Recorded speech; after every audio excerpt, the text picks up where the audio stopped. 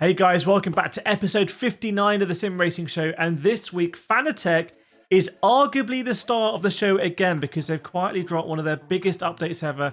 It's called Full Force. It's now live as we speak on iRacing, and if you're on a Club Sport DD or DD+, it could change everything. I'm going to let you know. Meanwhile, the biggest sim racing event of the year is nearly here, and the lineup is stacked. SimLab, Thrustmaster, basically all the top tier brands. Unreleased gear is the biggest sim racing event of the year.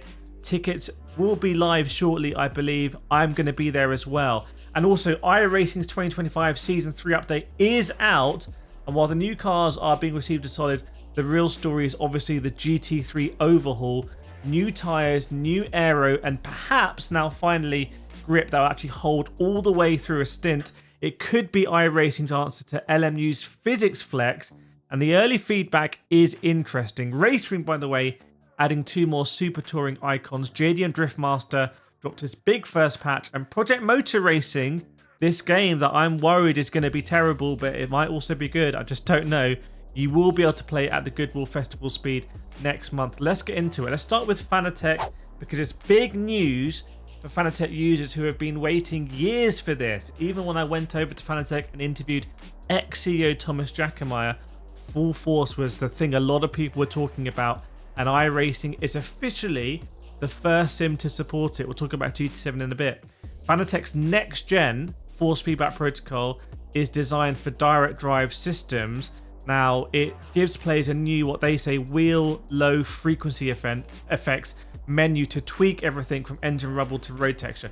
Basically, I think it's going to be similar to True Force. I will be testing this and comparing it exactly against True Force. I've seen some people online who have seen that when you change the True Force settings, it seemed to affect the Full Force. There's a lot of similarities going on here on the surface. You'll need driver 468 on FANATEC, which optimizes Full Force for the Club Sport DD and DD+. Apparently, you don't actually need to do that for Full Force to work in iRacing, but it's strongly recommended for the best results. FANATEC say early demos were a bit strong, so the release dials it back, but a fix to bring the punch back is in the works.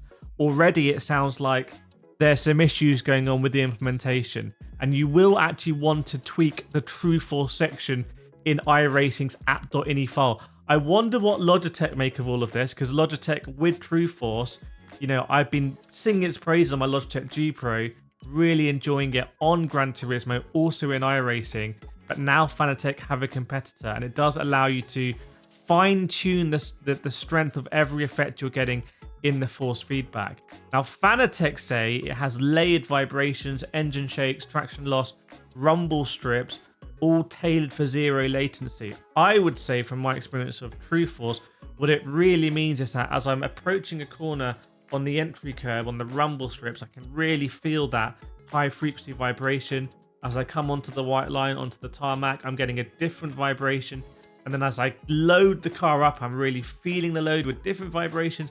Maybe I hit the apex curve and it goes like this from corner to corner to corner. Interesting, when I was with SimLab in the Netherlands, a very exciting video launching soon on the channel, I was speaking with the SimLab CEO, Richard, on filters in force feedback. And his preference is to really have that clean force feedback from the sim. But FANATEC going in a different direction. So it's coming in iRacing. Fingers crossed for FANATEC is going to come in GT7 as well. Now, the biggest sim racing event of the year is the Sim Racing Expo, which takes place in Germany. So it is the place where the whole sim racing world comes together. All of the hardware manufacturers basically turn up there, have a stand. They'll show all of their new gear. They'll have their existing gear available to use. And this year, the lineup stacks. So SimLab, who I just mentioned, are going to be there. So if you've seen their rigs, like the P1X, you'll know what they tend to bring. But I would hope they're also going to bring their new direct drive wheelbase and also the Mercedes F1 wheel that I've been using. Thrustmaster's back as well. In 2024, I was there when they launched basically the T598, which was very interesting. I was one of the first people to use it. If they're going to bring some load cells, I'll imagine they would do it here as well. So I'll be there as well asking about that. Also, all of the other brands you can expect are going to be there. So let me know if you've got any questions about the Sim Racing Expo. I'll try and get a discount code maybe for tickets for you. Now we're going to go to iRacing, but before that, a big shout out to Instant Gaming for sponsoring this video. So if you do want to pick up Le Mans Ultimate, F1 25, Assetto Corsa Evo, or any of those racing sims, check the link in the description because some of the prices on Instant Gaming are crazy. It will just save you money. I believe Assetto Corsa Evo is $22, ACC $9, Japanese Drift Master $26. So check out the prices before you buy a game anywhere else. Also, do use my affiliate code if you want to help me out as well. So Instant Gaming, big thanks for supporting the Sim Racing Show again. Now the iRacing update 2025 Season 3 did drop, and it's not the biggest in terms of new flashy stuff perhaps, as we've seen before. We did get the 296 Challenge Ferrari. Remember, I drove the 488 GT Challenge in America in real life and really enjoyed it. So I want to see how the 296 is going to be different in iRacing. We did get the Gen 4 NASCAR stock cars and the Long Bend Motorsport Park in Australia, I believe, which is a really interesting circuit. But everyone's talking about the G3 overhaul. So what are people saying? So the reworked tyre model and the aero package in iRacing was designed to fix the snap oversteer problem, where if you got a heat spike in your tyres, you could end up spinning in like an unsavable spin. And the early impressions are it does seem to have changed that significantly, and the cars feel like they've got proper grip and stability across the race. Now, I was doing lots of GT3 racing in iRacing before the update, really getting dialed in, driving the Ferrari 296 GT3 actually, and really enjoying it. Like, my recollection of the time on iRacing on my journey starts 2019-2020, where it really was very difficult to save a spin. It was very brutal. The 296 I was able to drift around, so I'm going to give you my honest thoughts on the latest update and see if it's faster, if it's easier, if it's more difficult, is it more realistic in my experience of driving the 488 GT Challenge in America. I will let you know.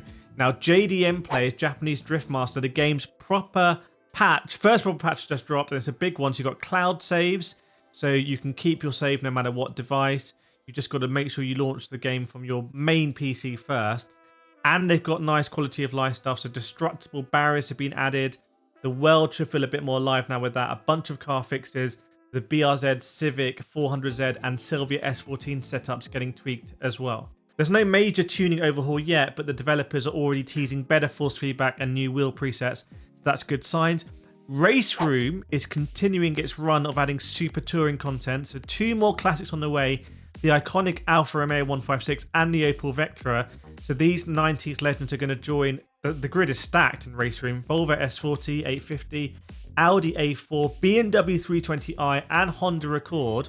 So if you want to do retro racing there, Race Room is very compelling option for you. No exact release date, but Race Room say it's going to come in Q2 2025, which should mean, if my dates are correct, any day soon.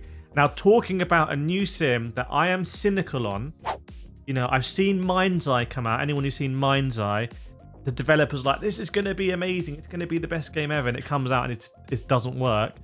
Project Motor Racing, the developer's like, this is going to be amazing. It's going to be the best sim ever. I don't believe it until I see it. It is, however, making its public debut at the Goodwood Festival of Speed next month. And you will be able to play it there. So July 10 to 13, Straight Six are bringing a hands-on demo to Goodwood Festival of Speed. So let's see. There was lots of criticism previously about a handling model and how it looked when they did an event in Zurich. I'm really interested to see how it will be at the Goodwood Festival of Speed. Now, I'm going to be doing a lot of content this week on the channel, so don't miss it. We have got interview with SimLab. We have got interview with Rensport, Gran Turismo stuff with Kaz at Le Mans and the GT World Series. So a lot of sim racing content coming on the channel.